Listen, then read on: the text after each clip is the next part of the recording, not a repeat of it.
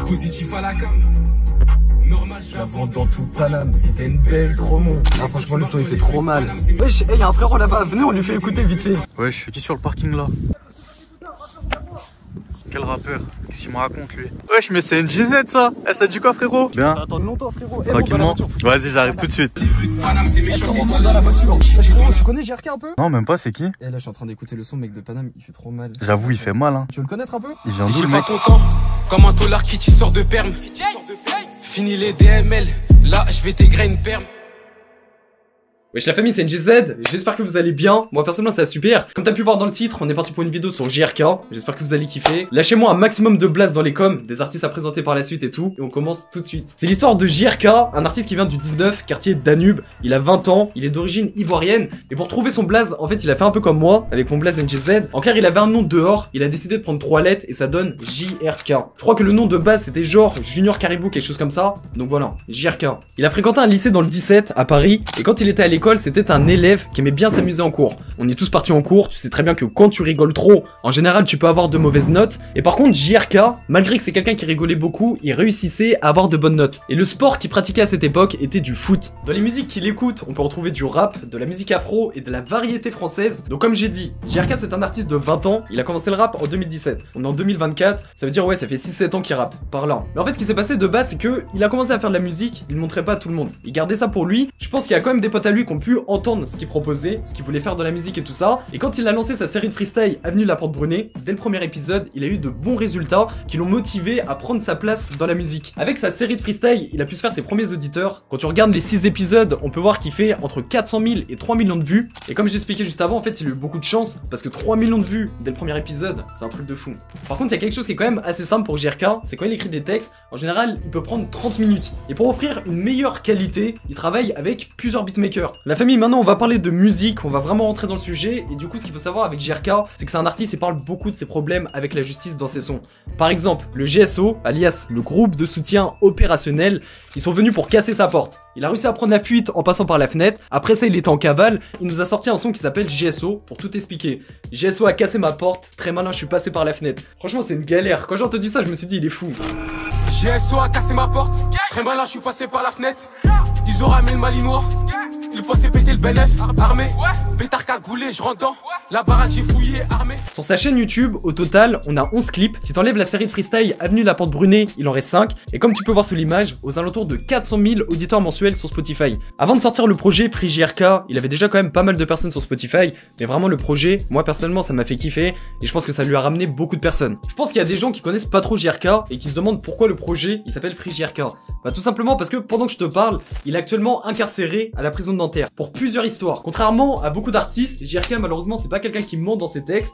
Il s'est beaucoup fait connaître pour ses histoires de vol de Rolex et tout ça. On a d'ailleurs un reportage qui est sorti il y a environ 2 ans sur France 2. On nous met un passage de son clip. On nous explique aussi que les paroles peuvent être utilisées contre lui à son jugement. Soyons clairs entre nous, quand on parle de toi que ce soit en bien ou en mal, une pub c'est une pub. Donc là, clairement le clip à JRK, il a été balancé sur France 2. On a parlé de ses histoires de Rolex et tout. Donc malheureusement, JRK il s'est fait connaître avec ça. Un an plus tard, il a été remis en liberté. Le problème, c'est qu'il va se refaire attraper pour des histoires anciennes qui concernent encore une fois des montres. Il va être accusé de diriger un gang de voleurs. Dans cette affaire, on peut retrouver la montre de plusieurs influenceurs et la personne qui va faire fuiter l'info sur les réseaux, c'est tout simplement Aquababe. Et on sait pas comment il a fait pour avoir cette info. Et comme je t'expliquais juste avant, il est actuellement en prison. Et ce qui s'est passé à un moment, c'est que son label a engagé des avocats afin d'obtenir une autorisation de sortie pour faire un son qui devait sortir avec un clip similaire à Train de Vie. Et quand il a obtenu l'autorisation, par la suite, une conversation a eu lieu entre JRK, son directeur artistique, ainsi que les producteurs du label La Triade et MAV. Après cet appel, ils ont pris la décision de prendre les 24 heures de perm pour sortir un projet qui est donc Free JRK. C'est un projet qui compte 10 titres, donc t'imagines que faire ce projet en 24 heures c'est chaud, et t'avais seulement un son qui était prêt, il s'appelle 14 mois. Je t'évite le calcul, il avait 24 heures pour faire 9 sons. Ensuite, ils ont ramené plusieurs beatmakers dans une villa en banlieue. Et pour que JRK puisse collaborer avec les beatmakers, dire ce qu'il aime bien au niveau des instrumentales et tout, l'équipe de JRK et les beatmakers l'ont appelé en FaceTime. Ça veut dire que JRK, après il était en prison, il avait toutes les instrus, il avait tous les trucs, il a pu bien écrire ses textes et bien profiter des 24 heures. Parce que là je te parle de 24 heures, mais il faut savoir que il a fait beaucoup de choses, il a rencontré Bouscapé, ils l'ont suivi pendant beaucoup de temps, il a dû aller voir sa famille, il a dû aller voir ses potes, et quand je te dis 24 heures, c'est pas vraiment 24 heures. Si tu retires tout ça, la route, les transports, les clips d'ailleurs qu'il a dû tourner, t'imagines que le temps à ce moment-là il passe trop vite. En tout cas, ce qui est sûr, c'est qu'il a reçu de la force de la part de beaucoup d'artistes. On a Maes, Bendo-Z, Mowgli, H-La-Drogue, Mola, Kershak, Leto et Mister You, qui justement ont eu beaucoup de problèmes entre la musique et la prison. Après avoir reçu de la force de la part de plusieurs rappeurs, ils ont commencé à partager plusieurs informations dans son canal sur Instagram, et 3 jours plus tard, ils ont balancé le freestyle Perm sur YouTube. Et justement, au début du clip, on peut entendre l'appel de l'avocate qui annonce la bonne nouvelle pour JRK. Oui, bonjour monsieur, c'est Maître Anglade. Je vous laisse un message pour vous informer que votre demande de permission de sortir pour la journée du mercredi 22 novembre 2023 a été accordée.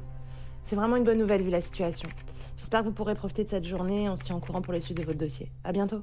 Les 24 heures arrivent et pour bien faire la promo, l'équipe de JRK contacte Bouscapé. La journée se passe bien, H-La-Drogue et Mola, ils sont présents pour leur clip. Par contre, du côté de Mowgli, c'était plus compliqué. Il était à Dubaï pour son clip avec Maes, donc il a directement envoyé son couplet. Et en parallèle, les abonnés sont tenus au courant, encore une fois dans le canal sur Instagram. Donc ça veut dire ça fait beaucoup de buzz, les gens ils ont kiffé. On arrive au soir, toute l'équipe du rappeur est présente pour monter le clip, mixer, masteriser, etc.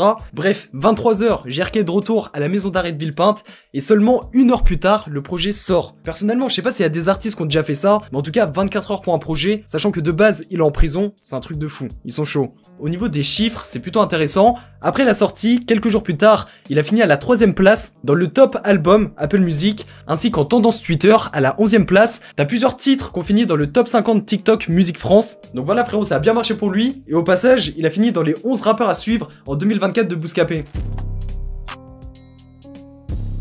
En conclusion, JRK, pendant que je te parle, il est en prison, il voit pas trop son buzz, il sait pas trop comment il va faire pour balancer des nouveaux sons, surtout que la perm c'était il y a pas longtemps. En tout cas, ce qui est sûr, c'est que chaque jour qui passe, il profite de son temps pour travailler sa musique, préparer du lourd en écrivant des textes pour sa sortie. C'est un artiste qui ne ment pas dans ses textes, il utilise son talent dans la musique pour nous raconter son histoire. Et sur YouTube, franchement, t'as tous ces clips qui sont en train de monter, à chaque fois que ça parle de JRK, qu'il est libre, qu'il y a un nouveau truc, un nouveau buzz, il gagne que des vues. Et pour finir, j'ai une information franchement qui me fait trop rire, ça arrive avec beaucoup de rappeurs, pendant qu'il est incarcéré, c'est ses potes qui le remplacent dans les clips, il utilise des doublures. Ça veut dire que t'as des potos à lui qui sont clairement en train de mener une vie de rappeur pendant que JRK est en prison. Avant de finir la vidéo les frérots, je vous présente un artiste américain, je vais vous dire son blaze en français, il s'appelle FNA380. Il y a pas longtemps, il a balancé un freestyle chez On The Radar Radio. Pour ceux qui connaissent pas, c'est une radio qui ramène beaucoup d'artistes. On a pu avoir Digadi, Central C, etc. Et du coup, cet artiste, il y a beaucoup de personnes qui le comparent à Travis Scott. Tout est en description, je te balance un passage et franchement, il fait du lourd.